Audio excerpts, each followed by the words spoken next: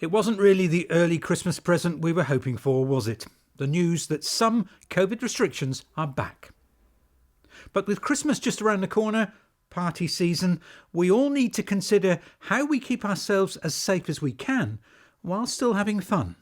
There are things that we can do to help us have a safest Christmas as we can possibly have. So on the run up to Christmas, just think about what your risks are as an individual. Think about actually, do you need to go to all of those events? And if you are going to go, great, and enjoy them. But actually make sure that you try and keep all the good infection control measures up. Keep your face coverings, particularly in enclosed spaces. Try to choose venues where there's lots of ventilation. Wash your hands regularly and make sure you keep that testing going, particularly if you're meeting lots of people or people that you don't mix with very often. And then on the actual day or 24 hours before the day, make sure that you take a test and hopefully it's negative. If it's not negative, you do need to make sure that you isolate and don't attend. But then on the day, keep opening the windows occasionally and keep the face coverings where you need to and keep washing your hands. The new temporary rules that have been introduced have of course all been driven by the new Omicron variant, which we're all reading about in the news right now. But there is still much to be learned. The emergence of a new strain of coronavirus is no surprise to us. That's how viruses behave. It's too early to say exactly how it will behave in our population, but early evidence suggests that it is more transmissible than the current circulating strains.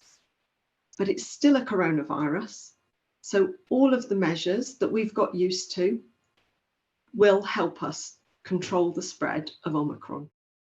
In simple terms, the new rules are these.